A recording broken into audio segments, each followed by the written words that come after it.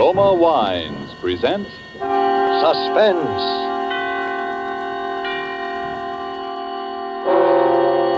Roma Wines, made in California for enjoyment throughout the world. Salud. Your health, senor. Roma Wines toast the world. The wine for your table is Roma Wine, made in California for enjoyment throughout the world. This is the man in black here to introduce this weekly half hour of Suspense. Tonight from Hollywood, we bring you Mr. Orson Welles. Mr. Welles will appear as star of the suspense play called The Marvelous Barastro, from an extraordinary story by the distinguished American author, Ben Hecht. But before we raise the curtain on this evening's tale of suspense, here is a message from your host, the Roma Wine Company of Fresno, California. Distance lends enchantment, says the old proverb, and it seems borne out in such little episodes as these. Let's pretend we're guests at the smart and handsome Pan American Club, Havana, Cuba. An American visitor is amazed that his Cuban host can picture the marvelous climate and rich, fruitful soil of California without ever having been there. But the Cuban responds, "One sip alone of wonderful Roma wine tells me all that. Only true perfection of climate and soil could produce the perfection of your splendid California wine, Roma wine." Well, that's so. And as Roma wines become available to wine connoisseurs of more and more lands, the chorus of praise grows for the truly superb quality of these good Roma wines. No wonder, then, these wine experts of other lands are so eager to import Roma wines, no matter what the distances from our own California. And no wonder, too, that these taste-delighting Roma wines, with no import duty to pay and without expensive shipping charges added to their cost here, are America's largest-selling wines. With such richly rewarding enjoyment within your reach, why not get acquainted with your favorites among Roma wine's many different delightful wine types? Remember the name, R-O-M-A, Roma Wines, made in California for enjoyment throughout the world. And now with the marvelous Barastro, produced and directed by William Spear, and with the performance of Orson Welles, we again hope to keep you in suspense. This is William Spear.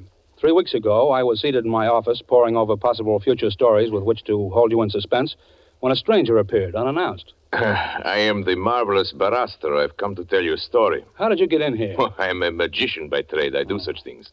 Perhaps you've heard of me, Barastro. No. I am the greatest magician alive. No, that is not so. I am the second greatest. But soon I will be first. I am leaving tonight for Mexico City. You see me now for the first and last time. You will never see me again. No one will ever see me again. It is the last of Barastro. How's that? I'm going to Mexico City to murder a man. His name is Rico Sansoni. Why are you going to kill him? Because he is the most evil man in the world. I've been waiting 20 years for his name to appear. For as long as he chose to hide, there was no hope. He's too clever, far too clever, even for me. But I knew that his vanity would betray him and that someday I would read again the name Rico Sansoni. I knew he would return to the stage. Is he a magician? The greatest who ever lived, the most profound, the most subtle, and the most evil. He's greater than I. He begins his first performance in 20 years in Mexico next week. I will be there to see it. Well, I would like to hear your story. I can tell you all but the end. That I will be unable to provide now. But you will find it out for yourself. Well, I'd like to hear what you can tell me. I will tell you, Mr. Spear, but on one condition. And that? I must have your oath not to interfere. Oh, really now? You can understand I can scarcely give you that. After all, I can't very well. I will take my chances with you. The story begins 20 years ago.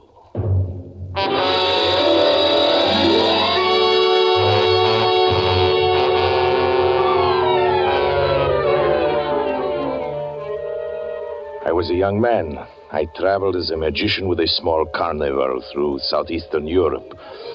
One night we came to a village in Malo, Russia. Our cymbals sounded, our torches flickered in the spring wind, and the villagers gathered around our tents and wagons. I had taken my place in the black box outside my tent. There were holes in the box through which I could watch the crowd while the barker made his announcement. Barastro, the marvel of marvels. Barastro, the magician, who speaks with the dead and reads the secrets of life. At this moment, I saw her for the first time. Her young and gentle face surprised me among so many peasants. I said to myself, what a strange girl, what a beautiful child. I kept watching her. I couldn't keep my eyes away from her. At length, an old peasant led her in, holding her by the hand. I saw at once that she was blind. My granddaughter would like you to tell her future. Can you tell my future? Yes. Will it be a happy one, my future? Hold out your hand, and I will tell you. Here. A dark mist passed over me. I felt a sudden chill as I touched her hand. I listened to the voices which foretell the future. Sorrow, sorrow, they breathe. Pain and sorrow. Fly, run.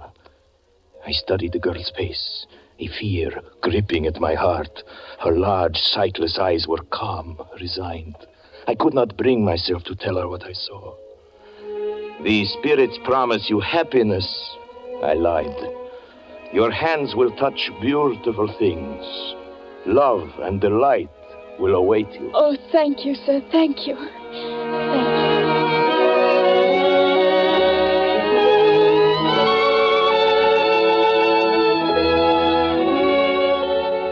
That was the beginning. Her face haunted me that night. I could not sleep. I made inquiries the next morning, and I found her. We walked through the hills. She did not need my hand to guide her. She knew every stone, every turn of the path. She spoke of the trees around us. She had strange names for them. I call that tree Lullaby, because it sings when it sways in the wind. Lullaby? And that one, see? With its branches open towards heaven. I call that one Prayer. How do you know its branches open toward the sky? When I was younger, I climbed it. Anna. Come, I'll race you to the bed of flowers at the turn. Anna! Hurry, I run fast. We walked often through the hills. I knew that she was aware of her destiny. The stars had told me she would not live long, and that agony and terror waited for her on the short journey. Our caravan remained for 2 weeks in the village. At the end of that time, I asked Anna to come with me as my wife. You make me very happy, Shari. I could live only with you. I will love you with all my heart. And you will teach me, Shari. You will teach me to see. To see? Does one need eyes to see as you do? Shari, you will teach me to see beyond the horizons. You will teach me to see as you see. We were married. We rode together in the gilded wagon, and the vows were taken under a clear sky. Suddenly, the sky changed.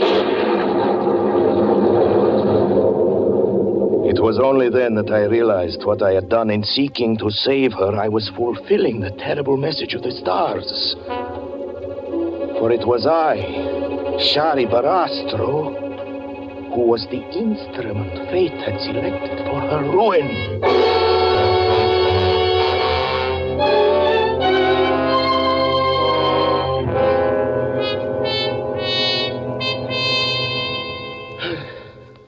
Then it came. One night, as I stood in the black box outside my tent, I knew that I needed no further word from the mists of prophecy. It was there. It had come.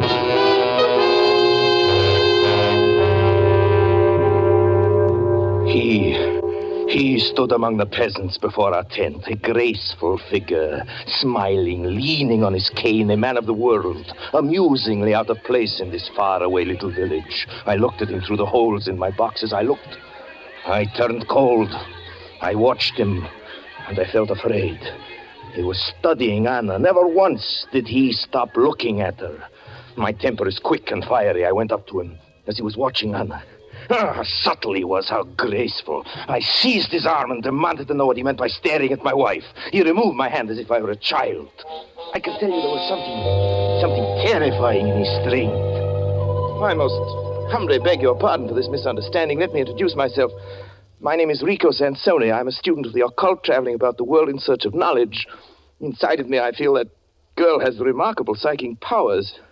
I'd hoped to be able to induce her to join me as my assistant.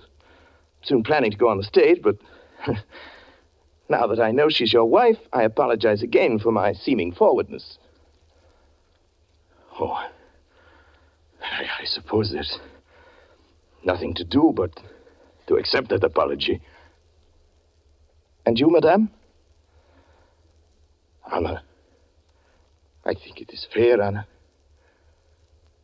Anna? No. I have nothing to say. It was thus Rico Sansoni entered our lives. Little by little during the days that followed, he attached himself to us. We listened, Anna and I, to his tales. He'd been everywhere, seen everything. He brought the world into our gilded wagon. In his presence, I always felt elated and flattered. Thus does a man move in the grip of his destiny. Thus do we dig with our own hands the appointed grave for our happiness. For one night, Anna came to me and took my hands and told me something that made my heart grow black. Shari, Rico Sansoni has made love to Anna. me. I've done nothing wrong. I'm afraid of Rico. I tell you this so you will understand my fear. Do you want to tell me about it now? Yes. Tell me then. Rico came to me this afternoon while I was alone. He took my hand and held it gently in his. I suspected nothing until he asked me if I loved you and how deeply I loved you. Then he asked me if I love you more than happiness or life. I took my hand from him and said, I cannot talk of love to you. Even of my love for my husband. Please go. Yes? Oh, Rico. Oh, she's told you. Sorry, forgive me. For a moment I grew weak. Let me remain your friend. I brought you both some flowers. I picked them myself. Will you accept them? You won't accept them? Of course we will, my friend. How could I have doubted you? I understand. Come, forget the entire incident. You are kind. Really, you're kind.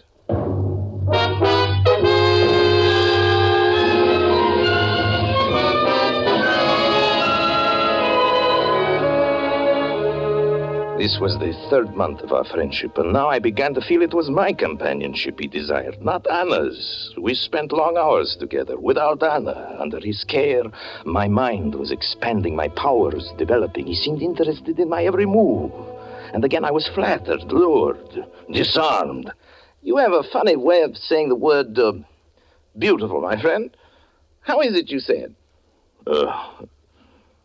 Beautiful. That's it. Beautiful. Is that right? You're telling me about the Houdini method of respiration. Oh, yes, so I was. Beautiful. Huh? Very good, I think. I like you, Sonny. I like you very much. Amazing, isn't it? Amazing how one can be drawn in by flattery and charm. Then one day I was sitting in my tent. When a curious sense came over me, I felt a pressure on my heart as if a hand were closing around it. It was a warning. I left quickly. I hurried to the apartment. Anna had remained there. She frequently did in the afternoon.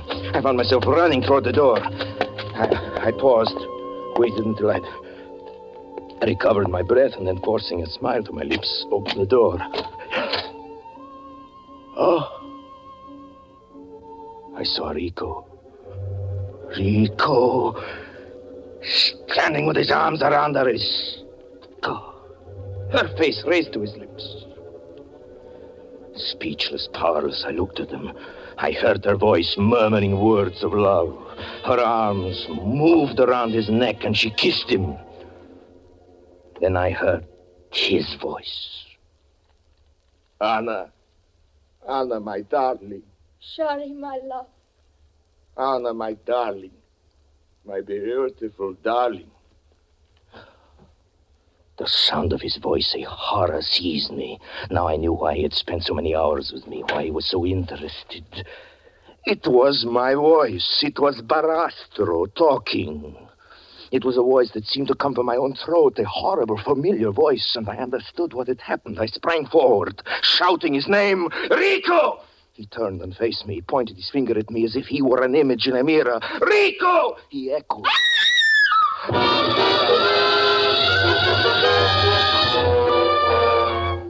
Murder was in my heart.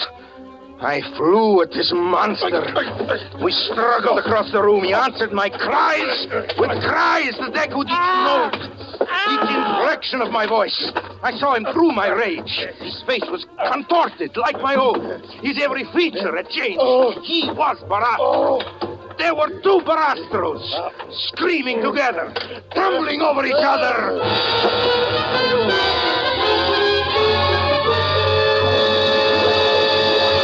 He held me in his hands that were like steel. I could not move or cry out. His hand was on my throat. I lay gasping, crazed. And it was Barastro who was holding me. Then this horrible and familiar figure changed. It became Rico. It was Rico Sansoni who spoke. The breath was leaving my body. I was strangling, dying, yet I could hear him. Barastro, God, you're killing me. Sorry, have mercy. I'm dying. His voice was faint. I felt in this moment the agonies of 100 deaths. For as my eyes grew dark, I saw with horror the thing he had in his mind. He was pretending it was I who was killing him.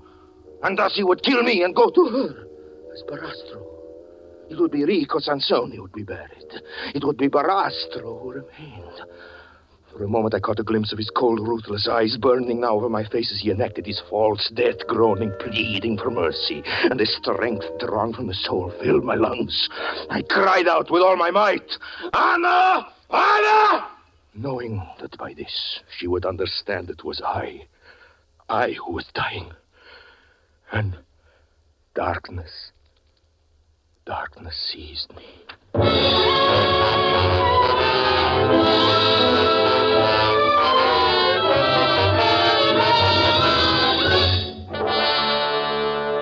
An hour had passed when I opened my eyes. My head was splitting, my throat was stiffened. I raised myself and looked. He was gone. I saw her. She was standing in the corner of the room, crouched against the wall, her hand against her teeth, and staring into the terrible dark around her. Anna! I whispered to her. Anna! It is I, Anna. I, Shari. Anna! Oh, God. Anna, please. Anna, darling, listen to me. Anna, give me your hand. Anna, listen, it is I. It is I, Anna. Anna, Shari, your husband, Anna. Listen, Anna, remember, Anna. Remember when we first kissed? When we first kissed, Anna? That time on the hill, Anna, remember? I called you little princess, remember, Anna? And Anna, about your trees, Anna, huh? About lullaby, the names you had for them, lullaby and prayer. Anna, one with its branches pointing toward heaven, the one we climbed. Anna, please. Anna, please. Please, Anna. It is I, Anna. Come here, listen. Listen carefully, Anna. The spirits promise you happiness. Your hands will touch beautiful things.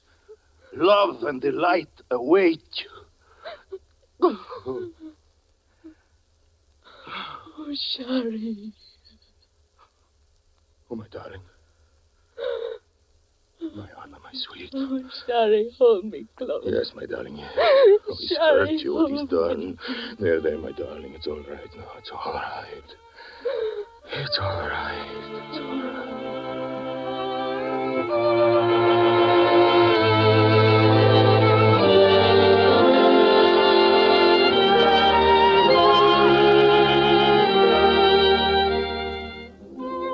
Rico had disappeared.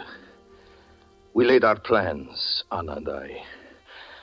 As soon as she was able to walk, we abandoned the carnival. We were inseparable then. She could not bear to have me away even for a moment. I understood everything in her soul. Yes, even the trembling that would seize her sometimes when I took her in my hand. It was I alone he could not deceive. I alone. To anyone else, he could become Barastro. Even to her, whose senses had learned every breath, every inflection of the man she loved.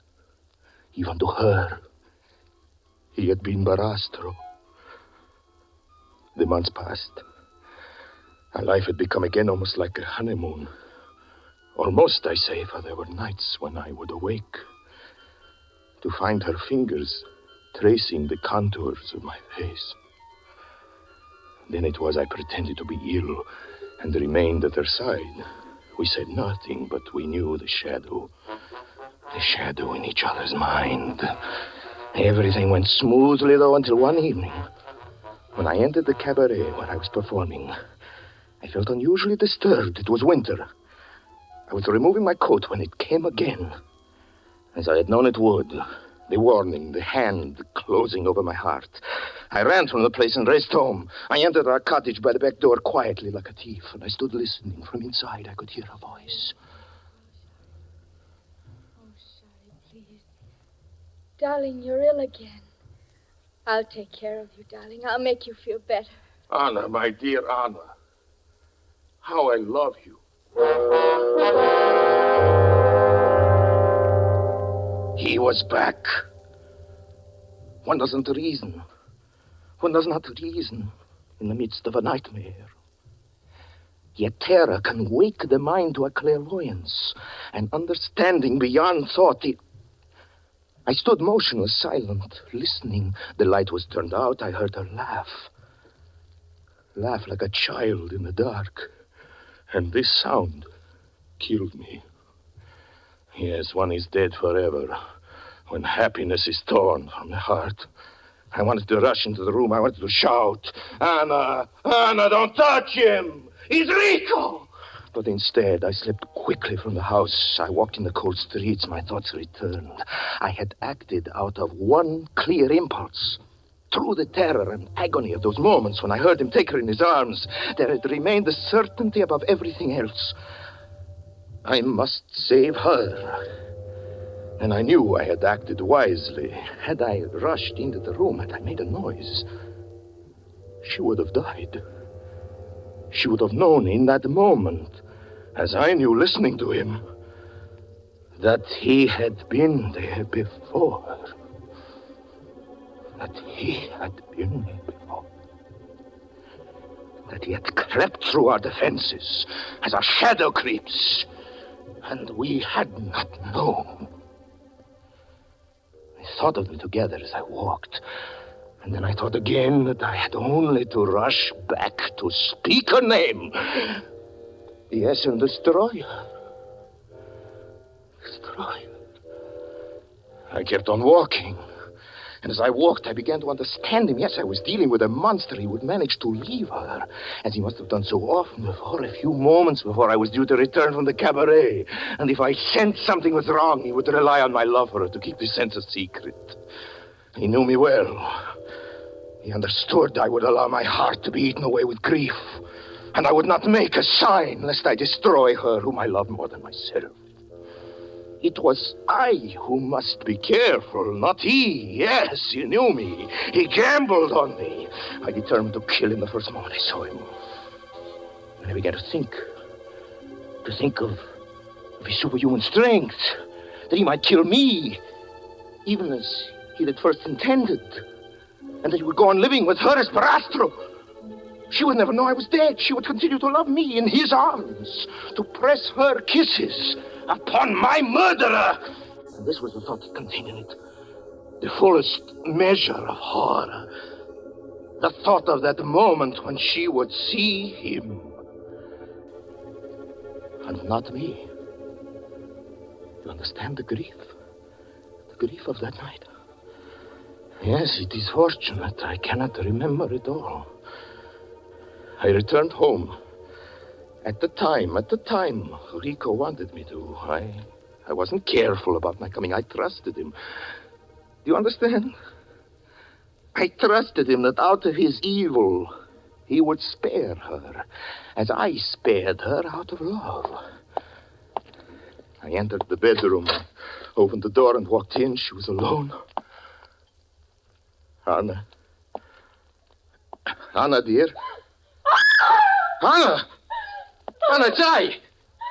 It's I! It's not Rico! It's I! It's I! Anna! Anna!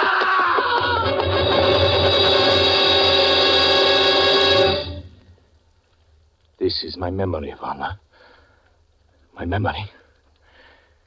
She seized her face with her hands as if she were tearing something. Yes, the darkness. As I rushed to her, she fell. She did not speak again. In the morning, she died.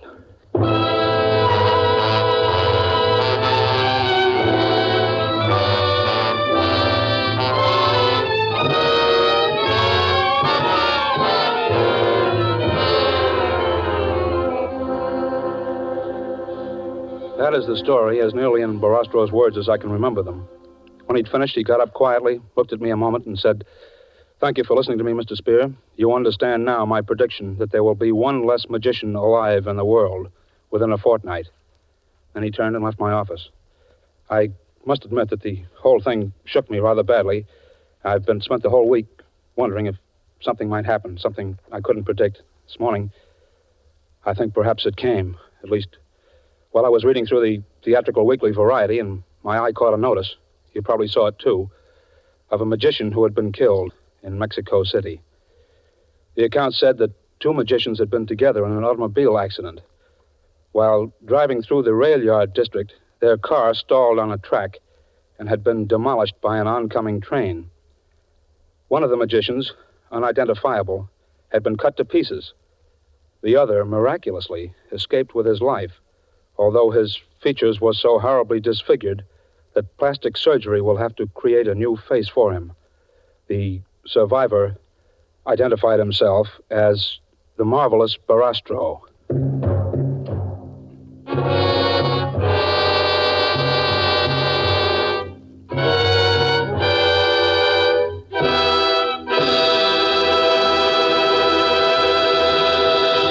And so closes Ben Hecht's story of the marvelous Barastro, starring Orson Welles. Tonight's tale of Suspense. Before Mr. Welles returns to our microphone, a message from the sponsor of Suspense. Why is the making of good wine like a proverb? Because both are based on long experience. For you to enjoy the many different taste-delighting Roma California wines, first there had to be long years of painstaking cultivation of some of the world's finest vineyards. Plus, year upon year of development of the art and skill that go into the making of these fine Roma wines. Your first sip of any of the good-tasting Roma wines will confirm the presence of these needed years of preparation. Will tell you why Roma wines are America's largest-selling wines.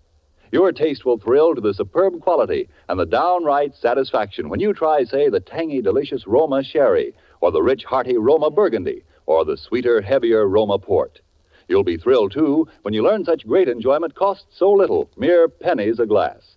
You'll want to add your voice to the international praise of Roma wines now rising in many lands. In these words, Roma wines are truly magnificent. Let me repeat the name, R-O-M-A, Roma wines, made in California for enjoyment throughout the world. This is Orson Welles. It was a great pleasure, ladies and gentlemen, as it always is, to appear as a purveyor of suspense. And next week, Mr. Spear would like me to tell you that Mr. Ed Gardner, better known to you as Archie, the elite proprietor at Duffy's Tavern, will make his debut as a dramatic actor. Mr. Spear has also asked me to mention that Orson Welles played the part of both magicians on the program tonight. Universal Pictures would like me to mention that Orson Welles plays a magician in a new picture of theirs called Follow the Boys. Or is it Orson Welles? Next Thursday, same time, you will hear Ed Gardner, radio's famous Archie, in Suspense. Presented by Roma Wines, made in California for enjoyment throughout the world. This is CBS, the Columbia Broadcasting System.